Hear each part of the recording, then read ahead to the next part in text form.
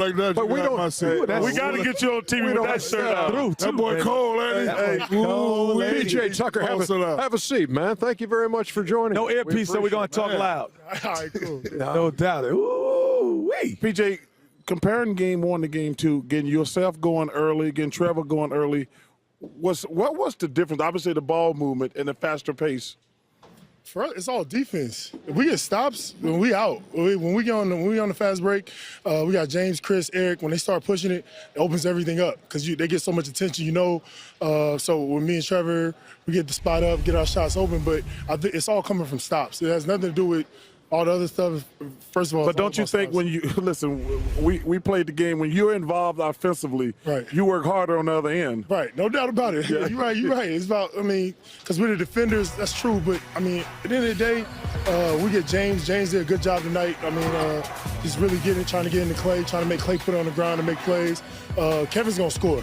Kevin's one of the best offensive players ever. He's gonna get buckets. But I think the biggest thing is to try to stop everybody else from get going early. Explain to America, explain to the kids when you're not the focal point of the offense, but you still get touches and get your rhythm, how that can affect one man's game. For me, it's just because people got to pick and choose their poison. You want to stop James, you want to stop Chris. They're gonna try to make me, Trevor, make plays, try to make us make shots. So for us, it's just trying to be aggressive, trying to get in the spots where they got to guard us. Slipping out so we can get in the middle of the floor to be able to make plays, to attack the rim, be able to kick for open shots. So it's just trying to be aggressive early.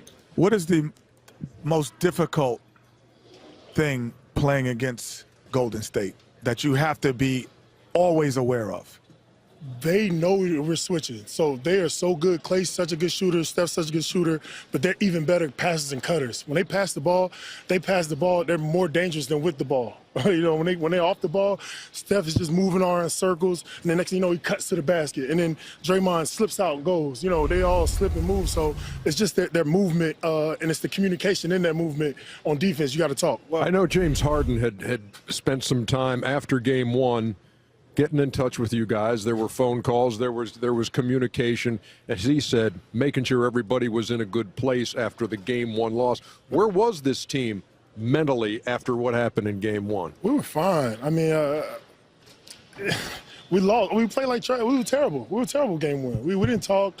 Clay got like 15 threes up. We didn't do anything we talked about. How do you explain that in game 1 of a series for the Western Conference Championship in your gym? I couldn't explain it to you. Coach couldn't explain it. Nobody could. It was terrible. So I think nobody had to say anything. We knew we had to come out and do it. It wasn't nothing to be said. James called everybody, but nobody had to talk to nobody. Well,